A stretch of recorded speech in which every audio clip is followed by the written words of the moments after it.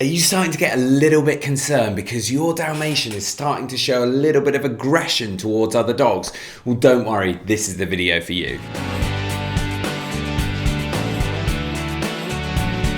Welcome back to the Fenrir Dalmatian Show. My name's Joe and I'm a certified canine leader here at FenrirCanineLeaders.com. We are dedicated to helping you learn everything you could possibly want to know about the Dalmatian, and then how to become a high-level canine leader so you can raise your very own. So if you're new here, don't forget to subscribe and turn on that notification bell so you never miss a future upload. If your Dalmatian is starting to show signs of aggression to other dogs, don't worry, because today we're going to be tuning into a webinar that canine behaviorist and founder of FenrirCanineLeaders.com, Will, has recorded all about how to deal with your dogs showing aggression to other dogs. So here we are, guys, into my quick fire breakdown of the problem around dog-to-dog aggression or dog-to-dog reactivity, which is my bread and butter and the area that I found myself most successful at and most in demand for, especially with large, powerful guarding breeds. So it is something that I feel very able to speak at length about, but it is one of those things that I could do multiple day seminars on this specific subject. So I'm going to try my best to condense it down to one of these quickfire webinars so that you can pull out as much information as possible, whether you're struggling with your dog or whether you're watching this because you're wanting to get into the profession and helping other owners who are struggling with this problem. So dog-to-dog reactivity or dog-to-dog aggression is one of those things that is the micro behavior that we're seeing, and a lot of the times it is for many owners a terrifying behavior, and it stops the owners wanting to get out with their dogs because they're terrified of what happens if they see another dog. It's incredibly embarrassing, but then what happens is that then that dog isn't getting as much exercise, which then only further perpetuates the problem because they're not getting as much exercise, nor are they being able to positively socialize around other dogs, and the problem gets worse and worse, and people go in a vicious spiral till they get to a point where sometimes they give up on the dog and then the dog gets euthanized as an aggressive dog. Now, the root cause behind reactivity or aggression is so varying and wide, which is why we could do multiple day seminars on this topic. So we're not going to go into the root cause, but what we're going to do is, regardless of the root cause, 9 out of 10 of those root causes would go through a similar behavior modification or rehabilitation program, and that's more what I want to give you an overview of in this webinar. So we've got a dog that's reactive towards other dogs in particular, or we've got a dog who is genuinely aggressive. Now, most people will always read it as aggression, whereas the vast majority of the time it's more reactivity than it is aggression. And that reactivity doesn't come from a place of dominance, it actually comes from a place of anxiety. Anxiety is made far worse by a dog that has a ton of pent-up energy. It makes them further anxious, and then these reactive outbursts of behavior then become worse. So the answer isn't only more exercise, but more exercise is a huge part of any behavior modification or rehabilitation program that we want to utilize for reaction or aggressive based dog-to-dog problems. So you might have to get creative if you are timid of going out and you might see other dogs. So it might be finding a secure location. I know around here in the Midlands there's a few areas where you can pay and go to a couple of acre plot where it's completely fenced in. You pay £6 or £7 for an hour and your dog can be fully off leads with complete safety. So that could be an option. This could be an option that you recommend to your clients, but exercise that dog significantly more so that we can start off by burning off some of that additional energy, which instantly will help us with the anxiety. If we can burn off that energy, then what we're about to move into with our more detailed behavior modification and rehabilitation program is far easier. So I always like to start here by finding a way, whatever that way is, because it is mandatory to this problem, of exercising that dog significantly more to make them as tired as possible before we start to try and rehabilitate the behavior of aggression or reactivity. Which then moves on to what is usually the hard part of this process, and it is the process that a lot of owners may struggle to hear. So again, if you are working in this as a profession, you have to get that finesse and the people skills of being able to, quite frankly, let the owner know that it is completely their fault and they are to blame and it's them that needs to change long before the dog needs to change. Now, you can get into quite fiery situations with that if you're not careful. So again, a bit of finesse, a bit of people skills, a bit of practice and experience in being able to get that point across to the owner, but getting them to embrace that as a positive thing to be able to be the solution. You could come in and instantly have an excellent relationship with the dog just because of your natural way and inclination with dogs and fix the problem in front of their eyes. You get in your car and go home, but because that relationship is still broken with the owner, they still have the same problem, and that's no use. It makes you look amazing, but it doesn't actually help solve the problem, and we're all about solving the root cause when we're working. Here at Fenrir, that's what we do. We don't put plasters on anything, we get down to the root cause, and if you're doing that with your dog, brilliant, and if you want to work in this as a profession, that is what you should be aspiring to be doing as well. So restructure the relationship. Now, we use our bootcamp process. There is a link in the description box below if you're interested in our online version of that.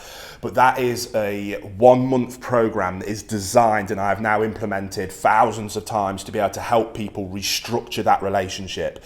It's nice because it is very much a procedure that the dog goes through, but it's actually equally as much designed about educating the owner on what it takes to become a high-level canine leader, help educate them on where they might have been going wrong. They don't mean to go wrong, it's just simply a lack of education on their part, but it allows them to learn where they've gone wrong, learn how to not do those same mistakes in the future, how to become a high-level leader. They go through that process with the dog, which allows to restructure the relationship with the dog, for the dog to finally be able to relax, let go, and go, awesome, I see, I get it, you're in charge. And then once that dog makes that switch, you can see it in front of your eyes. I've got goosebumps. It's the most beautiful part of working with these cases, is when you physically see in front of your eyes that anxiety, that burden of responsibility just wash away from a dog when they're finally able to let go and trust in their owner as their calm, consistent leader. That, a lot of the time, helps address these kind of issues, because the root cause of the issue is anxiety. The anxiety stems from that dog not having a calm, consistent leader who it can look to for guidance and direction. When they get that kind of leadership in their life, the anxiety disappears and they simply trust in their leader. So then we have to go through that process.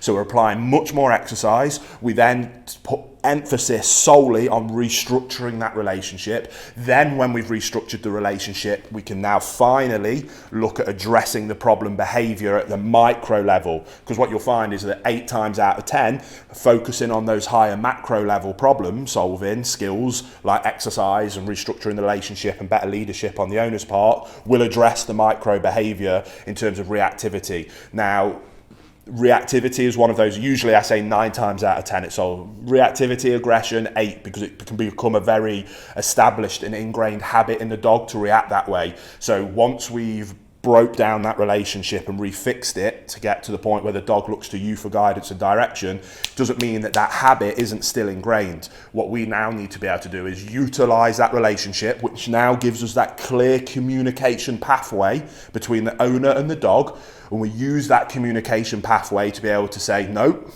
this isn't how we act anymore, this is how I want you to act. And then that is where we get into the more juicy bits of the actual behavior modification program, which then does take us to rehabilitating the problem behavior. And we go through my common process of correct, redirect, reinforce. Now, far too many people try to jump to this as the quick fix.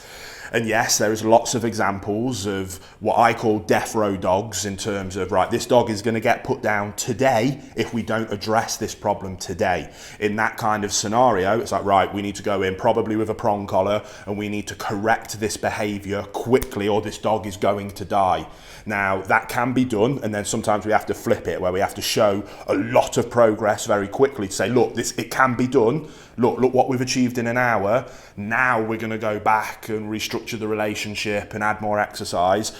Now, if we've got the time, it's better to do it the other way. More exercise, restructure the relationship, and then go in with correcting and redirecting, because it means that we need far less correction. You should always only use the minimum amount of correction required to achieve the desired response, which is stop doing what you're doing because I now want to tell you what you should do. And if you do that instead, I'm going to reward you. Correct, redirect, reinforce. That's what that process means. Now, if we've got a death row case and that dog is red zone, aggressive, reactive towards another dog, I may have to go in with a very heavy-handed correction to be able to snap them out of it, to then redirect them to a heel position or a sit and stay to then reinforce that. But I would rather not do it. I would rather simply use a verbal correction or a simple little collar pop with a slip lead that causes no issue whatsoever. And it's just that more physical, hey, hey buddy, stop doing that please, I need you to do this.